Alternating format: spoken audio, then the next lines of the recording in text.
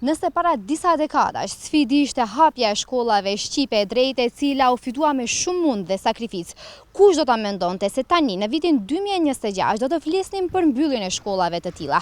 E kjo situatë po ndodh në Kosturnik, një vendbanim me shqiptar në afërsi të Kumanovës, shkolla e cila rrezikon të mbyllet për shkak të numrit të ulët të nxënësve. Deklarata e ministres së arsimit se përmes procesit të ashtu quajtur optimizimit, shkolla që kanë pak nxënës do t'i mbyllin dhe nxënësit të transferohen në shkolla qendrore i ka shqetësuar banorët e vendbanimit Kosturnik, sepse nuk duan që fëmijët e tyre nga mosha 6 vjeçare të udhtojnë 8 kilometra për në shkollë. Banorët tregojnë se këtë shkollë në të cilën mësohet nga klasa e parë deri në të 5-ën janë detyruar ta ndërtojnë në mjete vetanake, pasi shkolla qendrore Braçari Bar, e cila është në Tabanoz, zhvillon mësim vetëm në gjuhën maqedonase.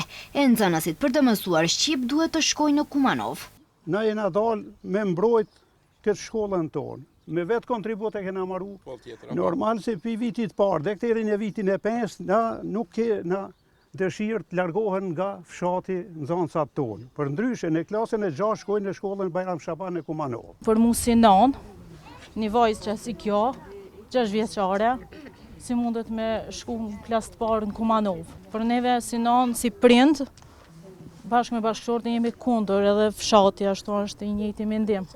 Ne bojnë thirrje që nuk do të ndalemi me këto protesta, nëse është e nevojshme vazhdojmë edhe më tutje dhe më rrep. Hajdi Nazemi, babai 3 vajzave dhe këtë vit vajza më e vogël e tij për të hyrë në klasë të parë, shprehet të jetë i shqetësuar për faktin që vajzat e tij të shkojnë në shkollë në qytet. Jena kundra më na mbyll shkollën se si vjet hin janë 9 nxënës, ndoshta vitin e ardhshëm kanë më kam 15. Na nuk mujna fëmijën 6 vjet me shluhe me autobus, me shkuhe në shkollë në Kumanov shembull veç vetë. Të na mbyllin nxënësi, fëmija i vogël, 6 vjeçar, po t'ish cikli i lartë pak më ndër. Si fëmija 6 vjeçar, si do të shkon në qytetaj? Ai ka rrezik gjatë udhëtimit, komunikacion. Ndërkaq banori i Valdrin Qerimi thekson se nuk është në pyetje vetëm mbyllja e objektit si konstruksion, por e një vatre të arsimit në fshat, sepse siç thot me këtë në afat më të gjatë stimulohet eksodusi i fshatit. Edhe me këtë Ministria e Arsimit edhe Ministria e Bujqësisë ta themi, bin kundërshtim njëra tjetrën.